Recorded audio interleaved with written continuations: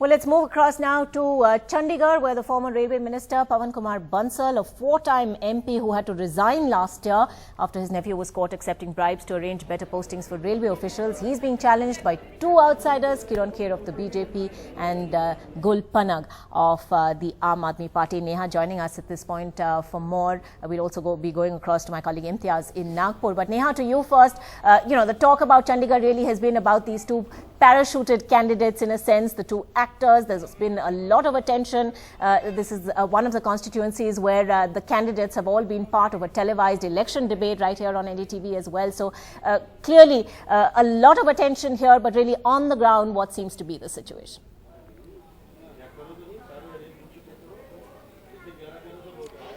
That's right, Ankita. A lot of national focus this time round on the Chandigarh constituency because of the high-profile candidates. Of course, four-time MP, who's also the sitting MP, and former Railway Minister Pawan Bansal is taking on Kiran Kher, Gul Panag of the BJP and the Aam Aadmi Party respectively. Of course, this is not likely to be an easy election for Mr. Pawan Bansal, who does face anti-incumbency. And of course, you mentioned Railgate, following which he had to resign. But if you talk to him, he would say, well, he is, a Chandigarh man, while the people here he's up against are outsiders. So really, we have witnessed that local versus outsider debate, celebrity candidate versus seasoned politician debate.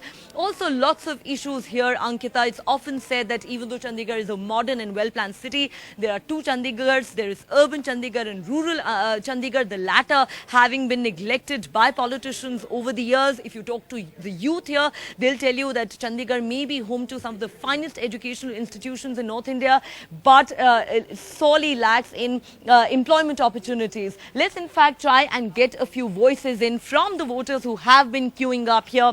Ma'am, tell us, why do you think it is important to vote in this election? What are the issues you have borne in mind this time round?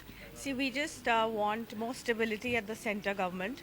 And for the last 10 years, last decade, the same things have been happening. The women's safety is not there, and corruption is still there. The prices are like skyrocketing everywhere, and it's just affecting us common people. I mean, the development that has been happening has been happening at the political level. We have not been able to get any benefits out of that. I mean, just beautifying the parks and everything is just not happening. Like here also, we have 4 polling stations, but only one is in the working order. So people have been queuing up for the last 1.5 hours just to cast their vote. I mean, this is where we start. This is how India is.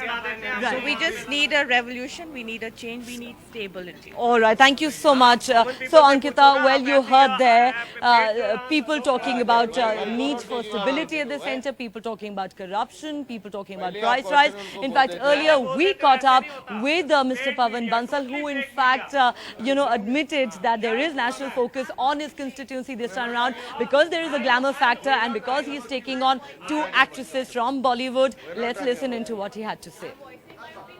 मुझे लगता है शहर के लोग सब भारी बहुमत से बीजेपी को जिताएंगे और हम संसद में पहुंचेंगे. My opponents, the main opponents, in fact, don't have much information about, I won't use any other word, they are not fully informed about the complexities, about the needs of the city, the sensitivities of the city.